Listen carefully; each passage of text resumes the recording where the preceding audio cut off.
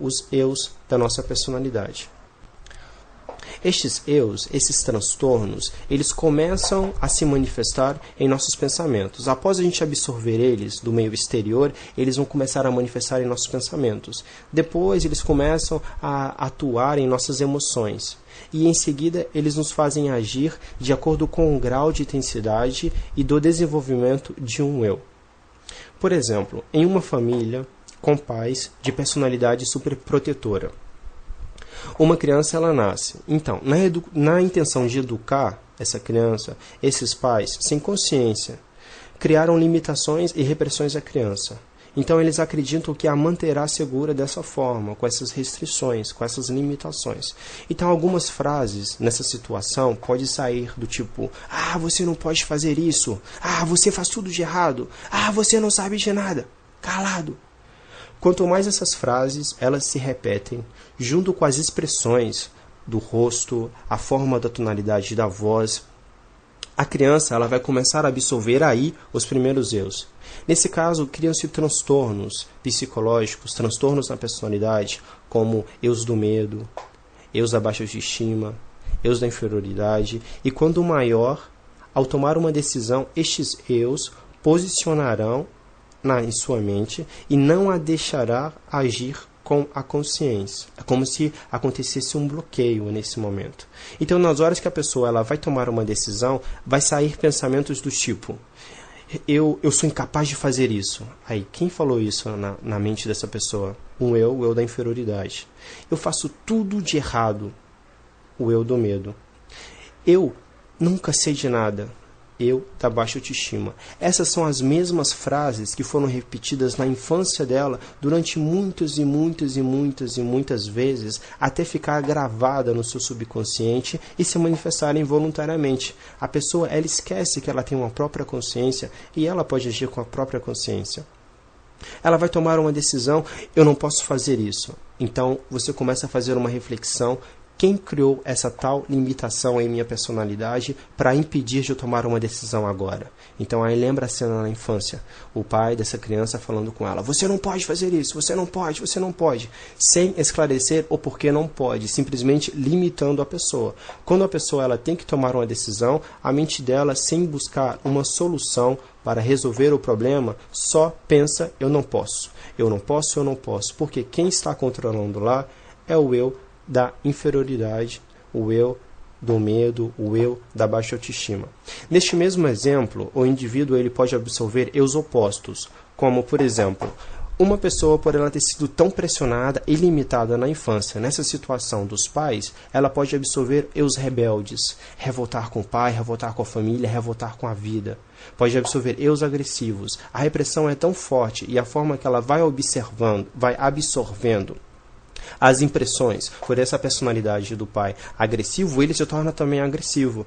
Então, todas as vezes quando ele vai tomar uma decisão é de forma bruta, de forma violenta, porque absorveu tudo isso dos seus pais. A pessoa ela pode se tornar muito violenta, porque quando nós não somos educados de forma consciente, a gente se sente reprimido. Então, para se soltar dessa repressão, pode se tornar violento. Então, a pessoa ela cria um eu violento, que é uma forma de agir a repressão que ela teve lá com os seus pais, né? Queria compreender alguma coisa, queria fazer isso e não teve o esclarecimento, simplesmente foi só a repressão. Então a pessoa se revolta com a vida, vai fazer o que quiser, some, torna agressivo com o pai, torna-se revoltado, rebelde e não sabe por que essa pessoa desenvolveu essa personalidade.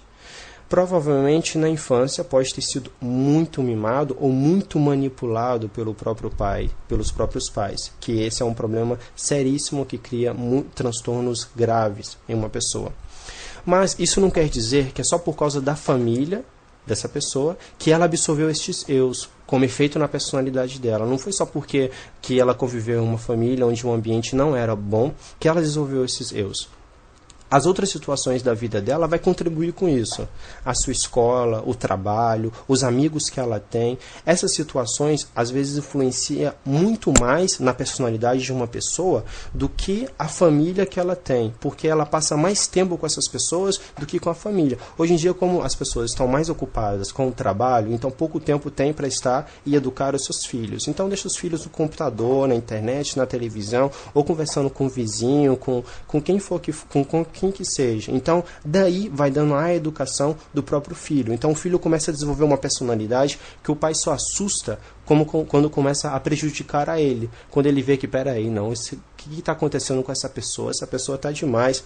Mas por quê? Isso já vem sendo alimentado durante muito tempo, que já era para ter sido educado. Que é o nosso maior problema, essa educação que a gente não recebe de uma forma consciente.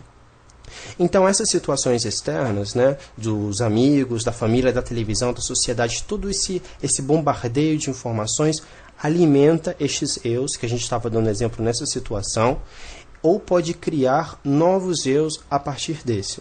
Então, o que a gente tem que fazer? A gente não pode limitar a causa principal da criação de um transtorno em nossa personalidade. Uma pessoa ela tem um transtorno da baixa autoestima. Então, ela se pergunta, peraí, por que eu tenho esse transtorno da baixa autoestima? Esse transtorno tem muitas causas. Pode vir dos próprios pais, ou pode vir dos próprios amigos, ou pode vir da própria televisão. Então a pessoa ela vai absorvendo esse transtorno e não toma conta. E ele começa a fazer ela sofrer e ela não consegue viver a vida de uma forma consciente. Então, o autoconhecimento pessoal é fundamental para essa identificação. É fundamental para a pessoa começar a entender qual foi o transtorno que ela criou. Por exemplo, nessa situação da baixa autoestima, hoje na sociedade é uma sociedade voltada para a vaidade, porque é o que gera mais lucro. Então, exemplo, uma pessoa ela passa mais tempo vendo televisão. Então, ela olha a TV e vê uma imagem física de uma pessoa, de um personagem, né, de um artista, por exemplo. Então ela começa a fazer comparações consigo com o artista. Se olha no espelho e vê, poxa, eu não tenho aquele cabelo lá, eu não tenho aquele corpo também, eu não tenho aquela roupa, e começa a ficar insatisfeito com sua própria natureza. Começa a não gostar do corpo, a não gostar do cabelo, a não gostar dos olhos, a não gostar da pele, a não gostar da imagem que tem. Por quê? Ao ter absorvido demais aquela imagem perfeccionista fisicamente, deseja ter a mesma aparência. E como não tem, se sente inferior. Começa a ficar para baixo, sentir depressão, sentir baixa autoestima, porque queria ser alguém que não é. E acaba sofrendo por isso. Por quê? Essa pessoa ela não tomou a consciência do valor que tem a sua essência, o seu ser. Ela está dando mais importância à sua aparência e ao que os outros vão pensar da imagem dela do que para aquilo que ela tem dentro do seu interior. Infelizmente, a nossa sociedade valoriza muito esse aspecto, a imagem, a aparência. Então, muitas pessoas têm esse eu da baixa autoestima, esse transtorno, por essa situação. Então, a gente pode ver nesses detalhes, nesses exemplos, como em segundos a gente pode criar grandes complexos por toda uma vida. Existem outros eus, é claro, que a gente precisa identificar. Identificar as causas, os comportamentos, identificar os efeitos para erradicá-los da nossa personalidade e poder deixar com que a nossa consciência ela se expressa. Então a gente adquiriu eus de todos os níveis. Algumas pessoas possuem alguns eus muito altos, outras possuem muitos baixos, mas a gente tem todos eles. Por exemplo, uma pessoa ela pode ter uma ansiedade de forma compulsiva, demais, um eu da ansiedade fortíssimo. A outra ela já pode ter ansiedade mais controlada. O objetivo é manter o quê? Um equilíbrio total desses transtornos para possibilitar a nossa essência ela se expressar. Então a gente tem eus da preocupação, eus do estresse, eus da discriminação, e a gente pensa que não temos eles. Temos eus do rancor, eus da raiva, eus da crítica, eus da fofoca é o que mais temos. Eus da inveja, temos eus arrogantes, eus mentirosos, eus egoístas, eus da culpa, eus do orgulho. Nossa, uma grande quantidade de eus. Eles fazem parte do nosso cotidiano todo dia, todo instante. E por eles se repetirem tantas vezes a gente se comporta dessa forma, compulsivamente, e a gente acredita que é normal. Ou também existem casos que acreditam que não tem certo eu, certo transtorno na personalidade. Então o objetivo é a pessoa a conhecer quais são os eus que ela tem na personalidade dela. Porque cada eu desse, ele vai criando um sofrimento na própria pessoa e a pessoa não sofre. Se você passa por alguma situação agora, aí você se questiona, bom, eu estou passando por uma situação desagradável na minha vida. Qual eu que está criando essa situação? O que dentro de mim não permite enxergar a solução para esse problema?